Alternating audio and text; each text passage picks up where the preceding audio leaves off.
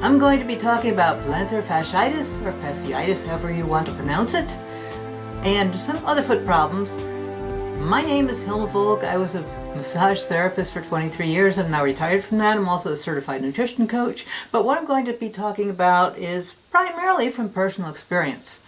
So maybe 16 years ago, I'm walking along and I feel what feels like a piece of gravel in the bottom of my heel, which is very discouraging because I like to walk a lot. I hike, I backpack.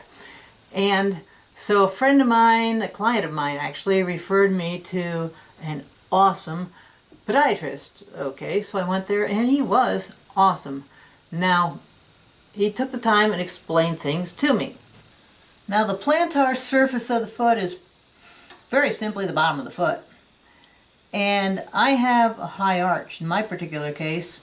And what he explained was, because I have a high arch, all my pressure was on this part of the foot and the heel when I'm standing or walking.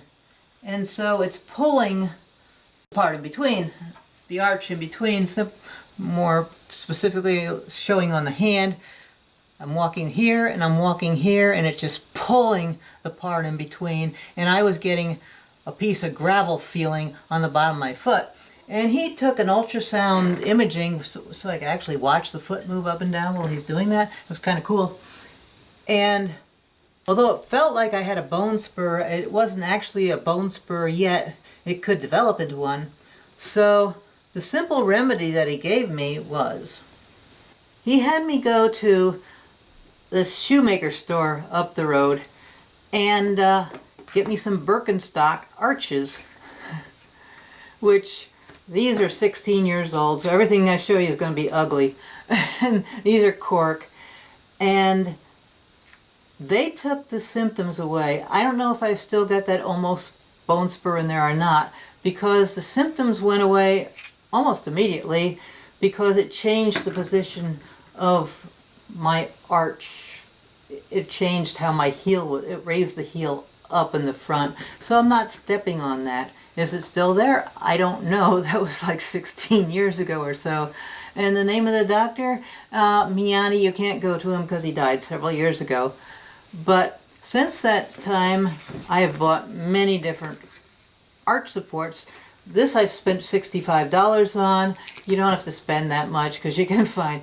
This one I've had for like 15 years, at least, if not 16. Well worn. These were Arch Mates. They're sold by FootSmart. At least they were sold by FootSmart. They sell other types of arch supports that look like these, but I don't think they have Arch Mates anymore. I don't know if you can get those anymore. But since then, I've found other things at drugstores, very similar things. I think I paid $8 to $15. One I even found somewhere at a grocery outlet for $4. So you can find these things. Now, I did go to a foot store where they had commission salespeople, and they tried to sell me something like this, which is a hard thing, for about $130. And I've also got something very similar to this. I wouldn't recommend those at first because they're very hard to get used to at first.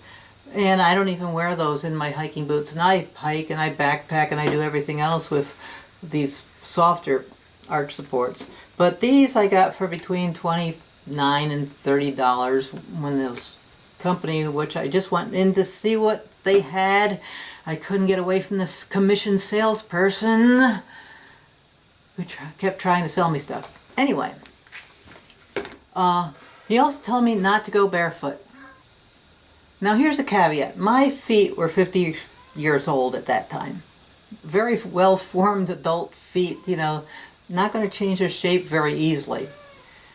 If you have toddlers or kids, whatever, you don't want to put them in shoes if you can help it. All kids have flat feet.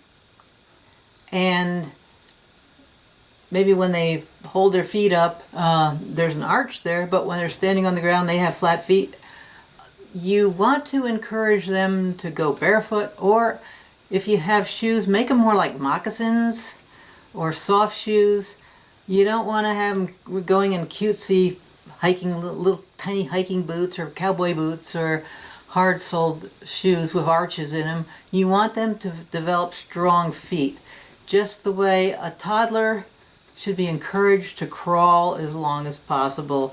You know, these people say, oh, my kid was walking at 3 months. Well, maybe they should have been crawling longer, because what it does is crawling strengthens the back, and when they're walking too soon, it can cause back problems later on. So barefoot for kids, or at least moccasins or soft shoes as long as possible, and crawling as long as possible. Anyway, but I digress. I'm going to talk about another foot thing. There's also what some people call plantar fasciitis, is a pain in the back of the heel. And whether that's plantar fasciitis or not, I just call it back of the heel pain. And that can be caused by a weakened or damaged Achilles tendon. And I had that about 5 years ago or so. And how to correct that is pretty simple, but it takes a little work, a little more work than putting arch supports in. So, now what you want to do is stretch out the Achilles tendon. Now, you probably don't want to raise your foot up on a surface this high. You can use a chair, or you can sit on the floor and pull your foot back so you feel the stretch in the back of the calf all the way down to the top of the heel. Or if that's too awkward, you can use a strap. This is a pillowcase, and you can pull. Now, there are a number of ways to do an Achilles stretch. This is standing, and you want to lean forward with your foot down and feel the stretch in the back of the calf down to the Achilles tendon. And if you want, you can push against the wall, push against the tree, get that stretch. Now, no matter what kind of stretch you do, like I said, there's different ways to stretch that Achilles tendon. People often ask, well, how much should I stretch? How long should I stretch, and how often? Well, you'll get a lot of variations on different stretches and from different people, but everything is just a guideline. It's not absolute. You know, people are always looking for a specific recipe, but a good rule of thumb could be 20 seconds, 3 times for the Achilles stretch, and do that a few times a day. What if you only do it once a day? Well, the more you want to recover, the more you'll do, and it's up to you. It's your body. As I said, I had a heel pain in the back of the heel about, I don't know, 5-6 years ago, and it took me a couple weeks to get rid of it, doing the Achilles stretches. And it's just a matter of what you put in is what you get out.